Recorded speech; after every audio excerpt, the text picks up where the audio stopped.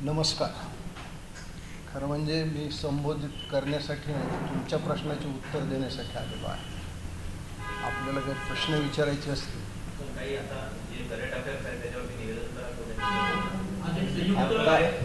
मुलाखत प्रसिद्ध झालेली आहे राज ठाकरे आणि उद्धव ठाकरे यांची. ती मुलाखत जर तुम्ही पाहिली तर त्यावरती काय तुमची प्रतिक्रिया आहे? मी ती मुलाखत काही पूर्ण पाहिली नाही. मला वाटतं 3 वर्षापूर्वी अशीच एक मुलाखत आली. त्याचा हा सिक्वेल आहे. सिक्वेल प्रत्येक चालतोच असं नाही. फरक एवढाच आहे की आता सिंगल हिरो सिंगल डायरेक्टरच्या ऐवजी डबल हिरो डबल डायरेक्टर असा तो सगळा प्रकार आलेला आहे. याच्यामध्ये राजसाहेब एवढे सहज नव्हते आणि अडचण राजसाहेबांची अशी की त्यांच्यासमोर कोणी चित्रपट क्षेत्रातला उपस्थित नसलं तरी फारसं बोलू शकत नाही. म्हणून महेश मांजरेकरला तिथं समोर ठेवण्यात आलं. महेश मांजरेकरचं एक कुठंतरी मी वाक्य त्या तुमच्या ह्याच्यात ऐकलं की आता मला आमची मुलंसुद्धा घराबाहेर पाठवताना भीती वाटते. मला एक हा प्रश्न पडला की ज्याला भिकार चोट संपादक असं राज ठाकरे म्हणले होते, त्या संजय राऊतला मुलाखत द्यायला राजसाहेब तयार कशी झाले?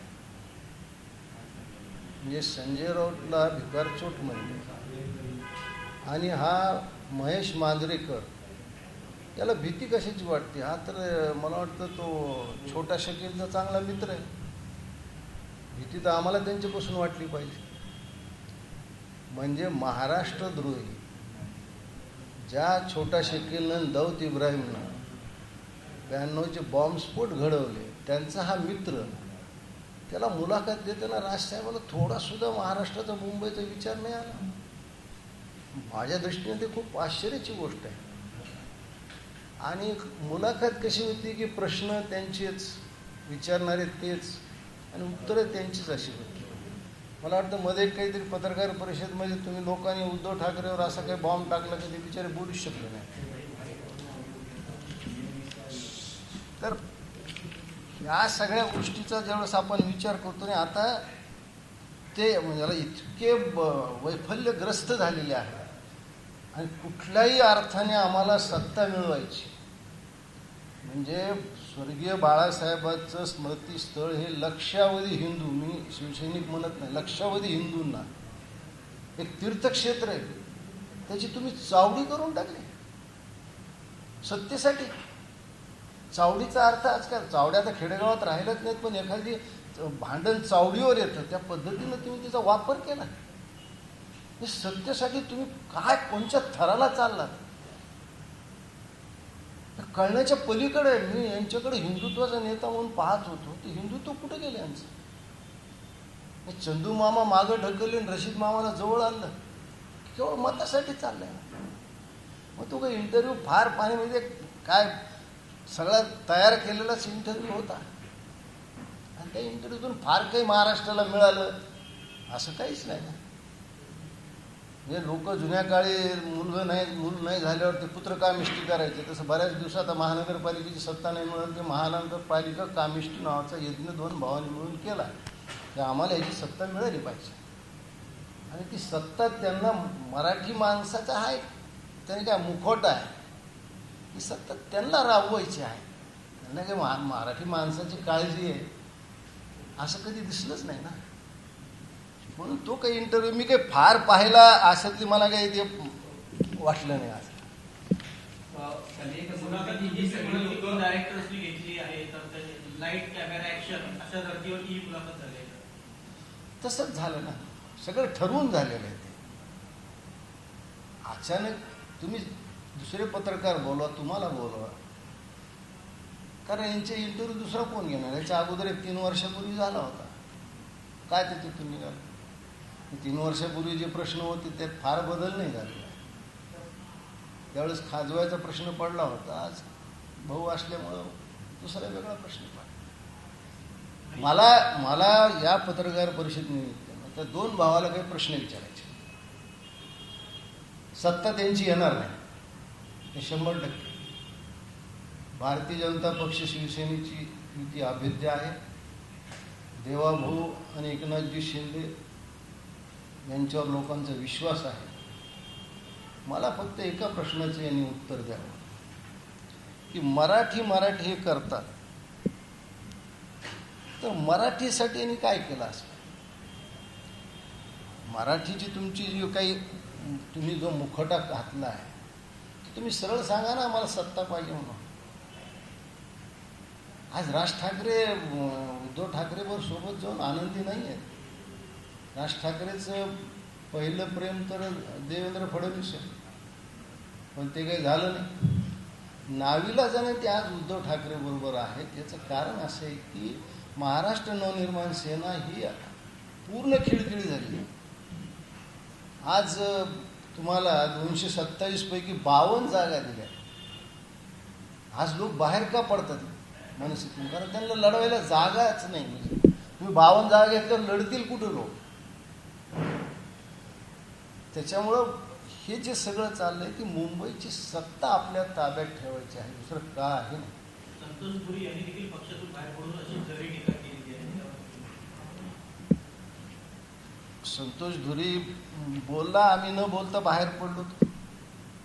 एक ठराविक वर्तुळ आहे जे राजसाहेबांच्या जवळ कुणाला जाऊ देत नाही. त्याच्यातून हे सगळा प्रकार घडलेला आहे. पण मला वाटतं की हे जे सगळं चाललेलं आहे ते मराठी माणसाच्या भावनेला हात घालण्याचं काम चालू आहे. संदीप देशपांडे सुद्धा नाराज आहे अशी चर्चा आहे. तुम्हाला काय वाटतं? संतोष मी तर- बाहेर पडल्यानंतर संदीप पण बाहेर पडेल का? हो, संतोष धुरी आणि संदीप देशपांडे दो तन एक जान. संदीप फार आनंदी आहे असं नाही आहे, कारण तो शरीराने जरी मनसित असला तर आत्मा त्याचा तिकडे आहे. आणि धुरी काय त्याला विचारल्याशिवाय थोडाच पक्ष सोडतो असं नाही आहे. पण काही गोष्टी तुम्ही आरोप करताना मला म्हणजे राज ठाकरेंच्या विषयी वाईट वाटलं, कारण मी त्यांच्यासोबत काम केलं. मला सांगा तुम्ही काय आरोप करता? त्याला काहीतरी आधार आहे. 50 खोके, त्याचं लगेच कॅल्क्युलेशन म्हटलं 2000 कोटी. 50 खोके मला माहीत, 50 खोकेचं मला माहीत नाही. पण एकनाथजी शिंदेने एक खोकं मात्र उद्धव ठाकरेला दिले, ते उद्धव ठाकरे नाही म्हणा माझ्यासमोर. शिवसेना पक्षाजवळ असलेले 50 कोटी एक रकमेनं उद्धव ठाकरे दिले, त्यांनी नाही म्हणून सांगावं. एक खोकं मला माहीत, बाकी त्यांना काय माहीत असलं काय म्हणजे मला हे कळत नाही की हे जसं एक जनावरांच्या बाजारात लोक दलाली करतात ना, त्यांना गोदानसुद्धा व्यवहार वाटतो. सगळे काय तुमचा विषयच पैशाशी, दुसरा विषयच नाही तुमचा. त्याच्यामुळे लोक पैशावर फुटतात हे तुम्ही म्हणू शकता ना. तुम्ही आरोप कुणावर करताय? हा एक माणूस उठतो, तो गुजरातला जातो. हे सगळे लोक बसवलेले आहेत आणि त्यांच्या धन्यासाठी म्हणून हे सगळे काम करतात. कोणचे लोक? देवेंद्र फडणवीस असतील, एकनाथ शिंदे असतील, हे सगळे बसवलेले लोक आहेत. हे काही स्वतःहून बसलेले नाही. हे कसं आहे आता, ते इतके 65 वाक्य झालेले आहे. बसवलेले लोक असले असते तर विधानसभेत एवढा चांगला निर्णय आला असता का? आत्ताच्या तुम्ही नगरपालिकेमध्ये एवढा निर्णय चांगला आला असता का? मला भारतीय जनता पक्ष ते समर्थ आहेत, पण मी शिंदेसाहेबाविषयी सांगू शकतो की मराठवाड्यात शिवसेना पहिला क्रमांकावर आहे नगरपालिकेमध्ये. हा 54 नगराध्यक्ष आमचे, 9 तुमचे. का झालं ह्याचं आत्मपरीक्षण उद्धव ठाकरेंनी कधी केलंच नाही. मला कधी एक विनोदी अंगाने का फार सिरियस घेऊ नका, यांची सत्ता तर येणार नाही. समजा आलीच, जसं राज ठाकरे एकदा सभेत म्हणले होते, त्या उद्धवला सांगा तुझ्या बायकोला महानगरपालिकेत पाठवू नका. उद्या सत्ता आली तर या 2 बायकामध्ये भांडणं लागतील ना, कोणी कोणच्या वारी महानगरपालिकेत जायचं. आणि समजा चुकून एकाचा मंगळवार आला आणि त्या दिवशी स्टँडिंगची मीटिंग आली तर ती भांडारा कोणी घ्यायचं? अवघड प्रश्न आहे ना. तुम्हीच प्रश्न उभा केले नाही, आम्ही नाही केले. तुम्हीच मिठीने तिचा गाळ काढला ना. आज तुम्ही एकत्र आला तर तुम्ही काय, तुम्ही चावडी ती काल मला इतकं वाईट वाटलं. तुम्हीच चावडीवर आलात ना. कुणी तुला घरात सांभाळलं, कुणी सूप नेऊन दिलं, कुणी वडे नेऊन दिले, तुम्ही काढलेले, आम्ही नाही काढलं. याची उत्तरं कशी देणार आहे तुम्ही जनतेला? आज तुम्ही एकत्र झालात. ठीक आहे, मग त्याचं काय, ह्या प्रश्नाचं उत्तर दिलं पाहिजे ना, की कालपर्यंत तुम्ही जे उद्धव ठाकरेविषयी बोलला होता त्याच्याविषयी तुमचं आज काय मत आहे. आणि उद्धव ठाकरे जे राज ठाकरेविषयी बोलत होते त्यांच्याविषयी तुमचं काय मत आहे हे बोलावं. मराठी, आम्ही मराठीच आहेत ना. जसं त्यांच्या कमरेला करदोड आहे तर माझ्याही कमरेला करदोड आहे, तर मराठीपणाचं आहे का, कुणाला सांगायला तुम्ही मराठी.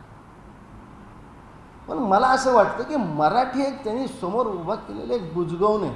त्यांना माहिती की मराठी माणूस खूप सेन्सिटिव्ह असतो. मला सांगा, यांनी सांगितलं होतं की मुंबईत जन्मावं लागतं तर तुम्हाला मुंबईच्या समस्या कळतात. चला मान्य आहे मला, हे मुंबईत कुणी 40 जन्मले, पत्र्याच्या घरात राहिले, काय यांच्या घरात काय म्हणजे जन्मलेच AC मध्ये, मला काय माहिती मुंबईच्या समस्या काय. आणि मी एक महाराष्ट्राचा नागरिक म्हणून सांगतो, मुंबईमध्ये ज्याही सुधारणा केल्या ते मुंबईत जन्मलेले कोणीच नव्हते. गडकरीने एवढे फ्लायओव्हर केले ते का मुंबईत जन्मलेले होते. आज एवढे रस्ते चालले ते का मुंबईत जन्मलेले लोक. काहीतरी एक आव्हान करायचं भाऊ, मुंबईत जन्मावर. अहो तुम्ही मुंबईत जन्माला 4 महिने तुम्ही लंडनमध्ये राहता, तुमच्यासमोर टेम्स नदीचे स्वप्न असतात. इथं मिठी नदी काय झाली त्याचं बघा. अशा पद्धतीनं एक निवडणुकीत काहीतरी यश मिळावं म्हणून हा मराठीचा मुद्दा, यांना मराठी माणसाविषयी काहीही घेणं देणं नाही. माझा साधा प्रश्न असा आहे की पहिल्या सभेत राज ठाकरेंनी सांगितलं होतं की कोहिनूर मिलमध्ये विस्थापित झालेल्या कामगारांच्या मुलांना आम्ही काम देऊ. ते कामगार कुठे आहेत, ते मुलं कुठे आहेत आणि ती मिल कुठे. तुम्ही, मला वाटतं त्याचं नाव बहुतेक शिव उद्योग असं काही तर असेल, मायकल जॅक्सनला आणून नाचवलं, त्याचा गोळा झालेला पैसा आणि त्याच्यातून किती मराठी पोरं उद्योगपती झाले तर त्याची यादी तर द्या ना तुम्ही आम्हाला.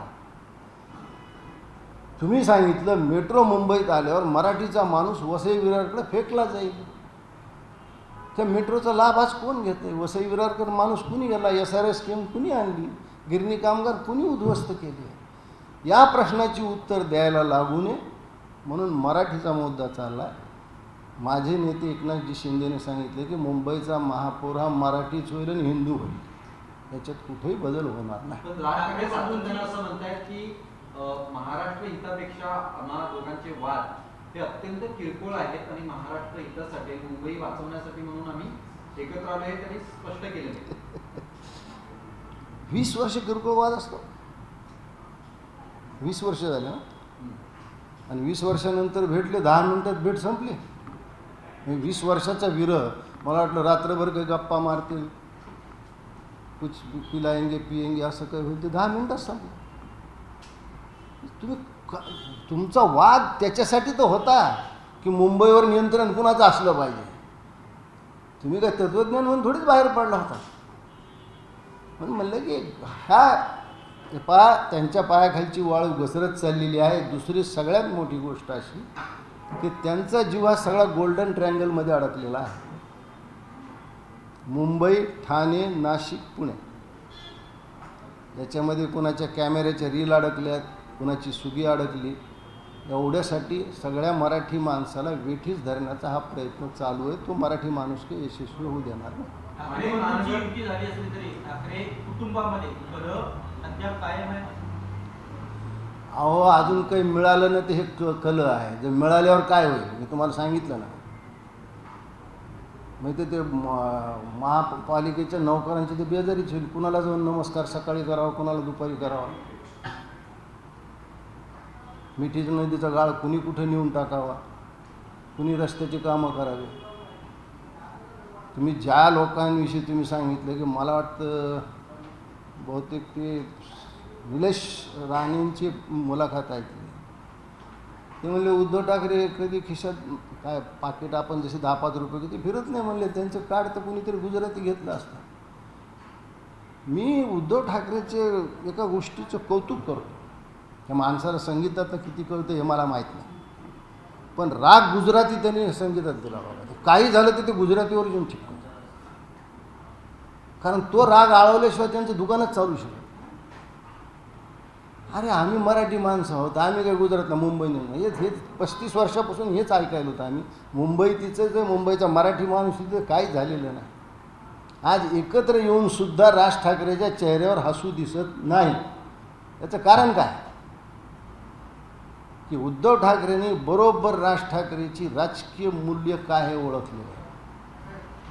25 जागा दिल्यात त्यांनी पुण्यात, 27 जागा दिल्यात नाशिकमध्ये. एक काळ त्यांचे 3 आमदार होते तिथं, महापौर होता तिथं. ही त्यांची राजकीय पद बरोबर उद्धव ठाकरेंनी ओळखली आणि राज ठाकरेंनी टोटल पक्ष उद्धव ठाकरेंना सरेंडर केलेला. दुसरं काय.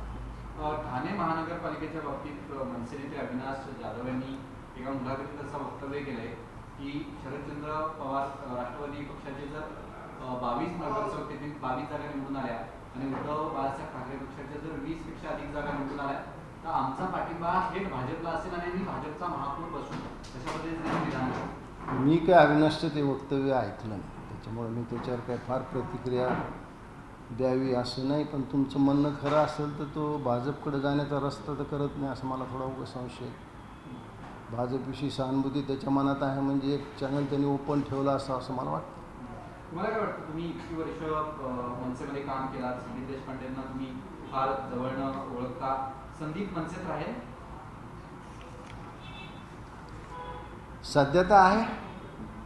जो माणूस ओरडून आपली निष्ठा सांगत असतो त्याच्याविषयी थोडा संशय यायला हरकत नाही. 8 दिवस राहील असेल काही भाग नाही. किरीट सोमय्या यांनी एक ट्विट केलं आणि त्या ट्विटमधून त्यांनी माजी महापौर किशोरी पेडणेकर यांचे डॉक्युमेंट जे निवडणूक आयोगाने ज्यांनी जे सबमिट केले ते प्रसिद्ध केले. त्यांचा म्हटलं आहे की त्यांनी खरी माहिती जी आहे ती उघड केली नाही आहे त्यांच्या प्रतिज्ञापत्रामध्ये. नाही, त्यांनी म्हणजे त्या खोटं तर सरासर बोलतात हे तर आपण बरेच वेळा पाहिलं आहे. पण ते माहिती खोटी देतात हे आजच मला किरीट सोमय्याच्या त्या ट्विटवरून लक्षात आलं. पण दोष किशोरीताईचा नाही आहे. त्यांची राजकीय उंची आणि रुंदी फार काही नसल्यामुळे ते त्या पद्धतीनं वागतात. त्यांच्यामुळे त्यांनी खोटी माहिती देणं हे त्यांच्या स्वभावाला धरून आहे.